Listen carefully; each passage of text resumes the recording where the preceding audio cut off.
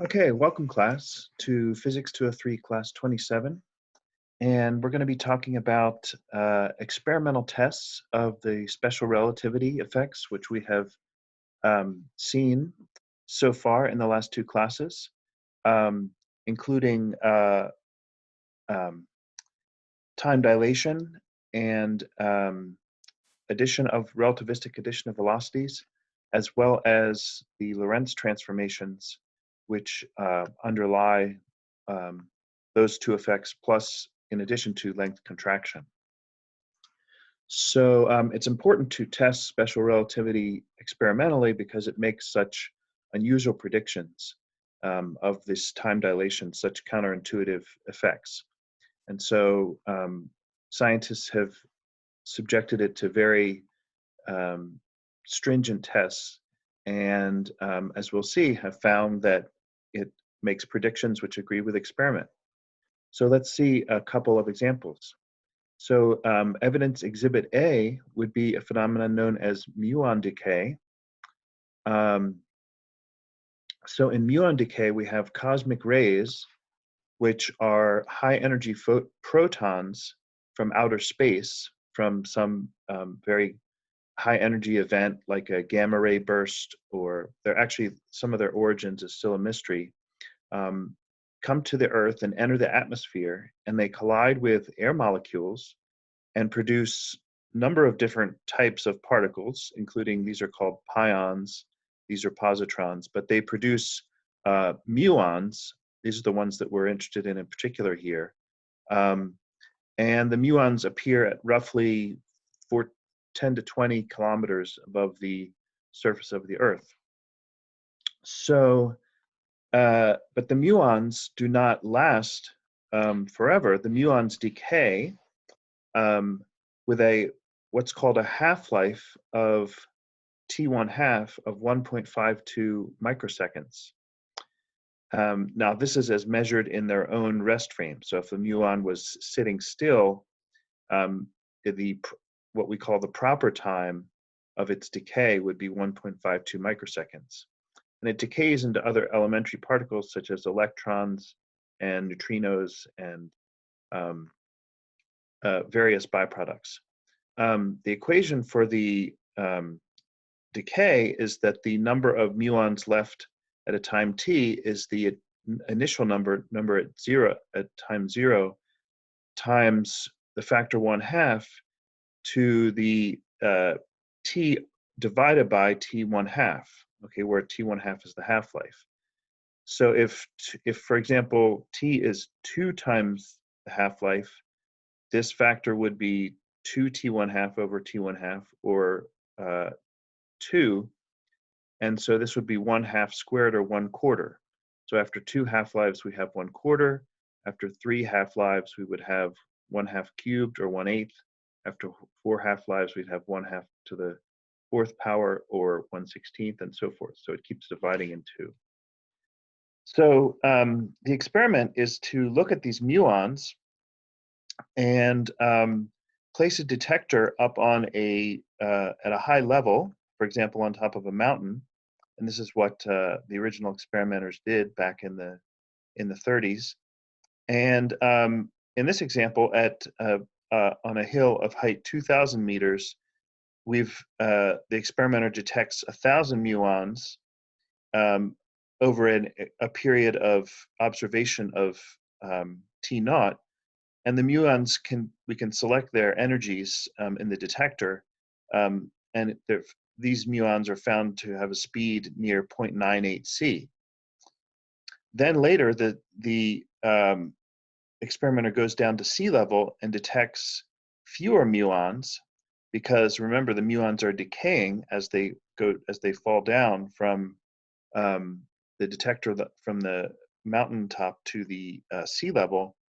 In the same period t naught and the same speed, he or she detects only 542 muons. Okay, so all right, so let's look at what classical physics and special relativity have to say about these numbers.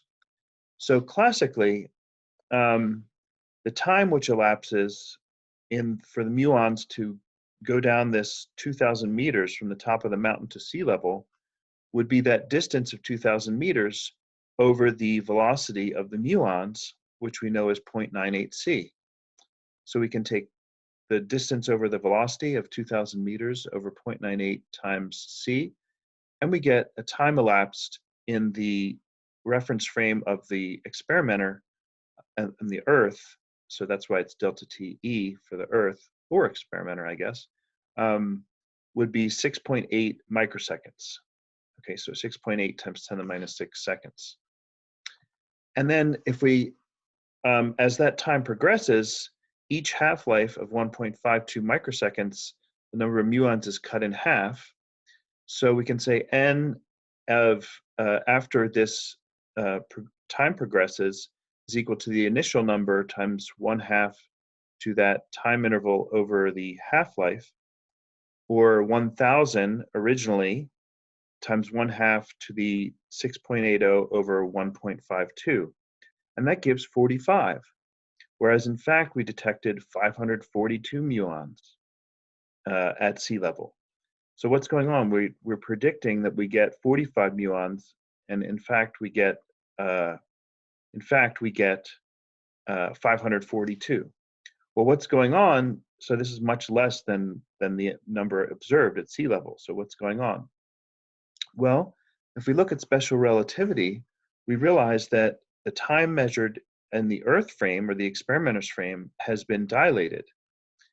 So as the muons fall, they are moving with respect to the Earth frame or the experimenter's frame. And so their clocks, the muons' clocks will tick more slowly, moving clocks run slowly. So more time passes for the experimenter than passes for the muons in their own rest frame as they fall. So therefore, in the rest frame of the muons, we have the time interval of the muons would be the time interval in the Earth frame divided by the gamma factor, because gamma is always greater than 1, so we want the time for the muons to be less than the time for the Earth, so we're dividing by gamma here. So that would be the 6.8 microseconds for the time elapsed in the Earth frame times 1 over gamma, which is the square root of 1 minus beta squared, which is 1 minus 0.98 squared. And if you multiply this out or do this on a calculator, you get 1.35 microseconds. So a significantly smaller amount of time is passing in the muons rest frame. And so if we plug that into our expression for the number of muons remaining after that time elapsed in their own rest frame, we get 1/2 to the 1,000 times 1/2 to the 1.35 over 1.52, rather than the classical 6.80 over 1.52. And if you do this calculation, you get 540. Okay, so which is very close to 542. So this nearly matches the 542 muons that are observed. And so this serves as a wonderful confirmation of the time dilation effect.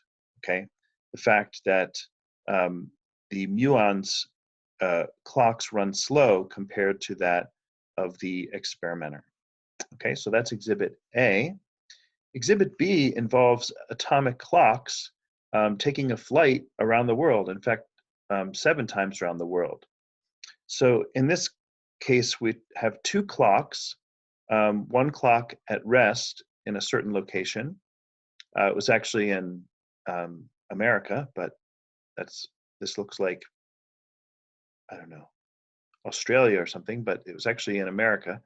But in any case, then an identical clock, an atomic clock, a cesium-based atomic clock, was placed on a plane and flown around the Earth 7 times. So it went around and around and around 7 times. Okay, and then compared back when it arrived to the clock at rest. So the 2 clocks have been moving relative to each other. By the way, this is a picture of a modern atomic clock. okay?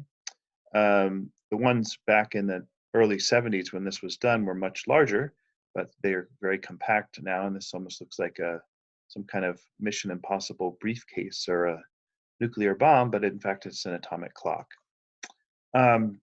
So we expect from time dilation that the flying clock would have less time elapsed than the clock at rest on the Earth, right? Because it's moving clocks run slow. So the moving clock that runs that circles around should have less time elapsed on it than the one at rest. So now some corrections have to be made due to the rotation of the Earth, as well as general relativity, because time runs slower when gravity is stronger. But the result was, after those corrections were made, that the flying clock was observed to lose 59 plus or minus 10 nanoseconds. So it loses time, so it's running slower. It's moving. The moving clock is ticking slower in comparison with theoretical predictions of 42 plus or minus 23 nanoseconds. So within the accuracy of the experiment, these prediction and theoretical, this observation and theoretical prediction are confirmed, and time dilation is again confirmed by this rather interesting experiment. Exhibit C involves high-energy pions, which produce gamma rays. So, so we start off actually with, from an accelerator, some protons, which have been ramped up to high speeds, and they hit a solid target, and reactions occur with the target, and it turns out they produce these particles called high-energy pions. Now, these are neutral pions. That's why they have the 0 here, because they have 0 charge. And they're made up of quark-antiquark pairs. Okay, so if you don't know what a quark is, you can Google it. But it's the basic constituent of protons and neutrons and other particles like pions and even muons. But these pions come off with a very large velocity, a beta factor of almost 1, 0.99975. So they're super high energy. And just like muons, pions decay. The pions decay into gamma rays, and gamma ray photons move in the pion frame at the speed of light, right? Because we know that in the pion frame, they will go off at the speed of light, beta equal 1. So the question is, in the frame of the solid target, what will be the velocity of these gamma ray photons which move off to the right? Because we have the pions moving off with 0.99975, and we've got the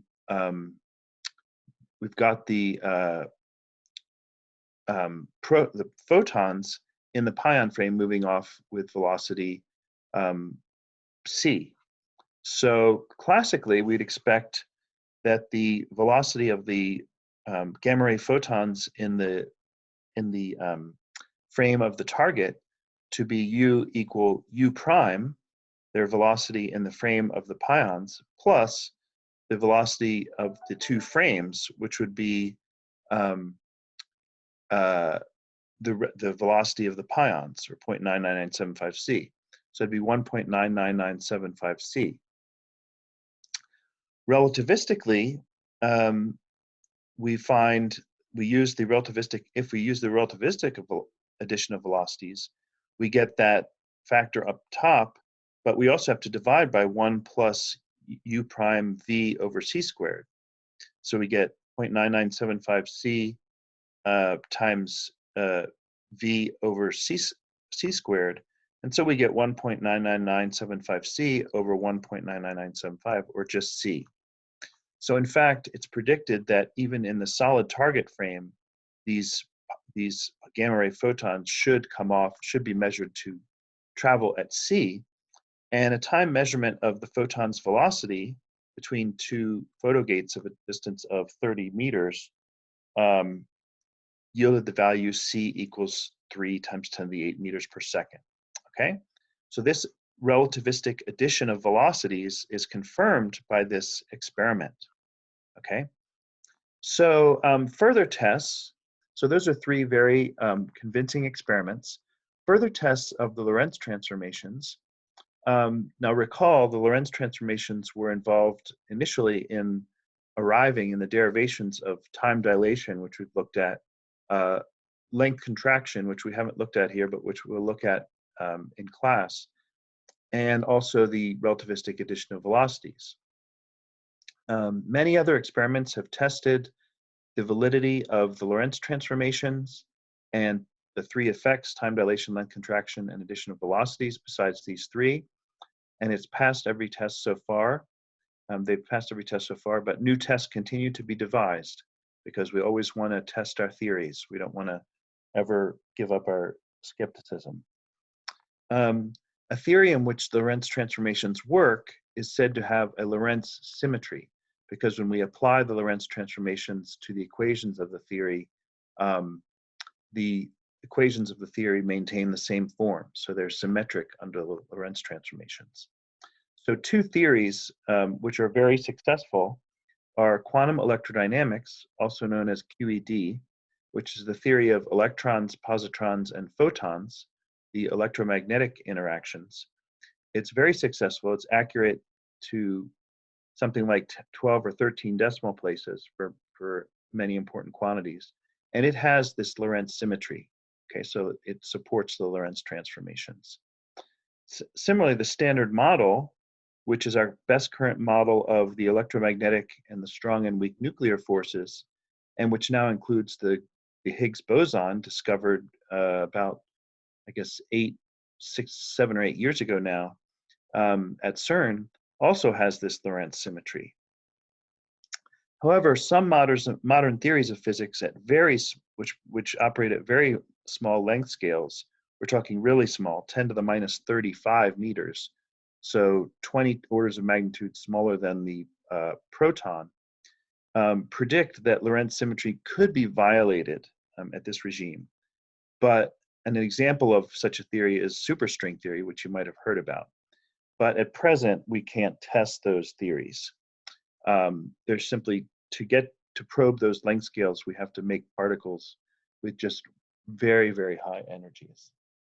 So in summary, we have looked at 3 experimental tests of the theory of relativity, special relativity.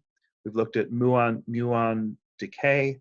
We've looked at the comparing clocks, which are flown around, one at rest and one around the world. And we've looked at pion decay and the velocity of the photons which result from it, as well as from some further tests through these theories. And so far, all our experiments support the special theory of relativity. So thanks for your attention, and I'll see you in class.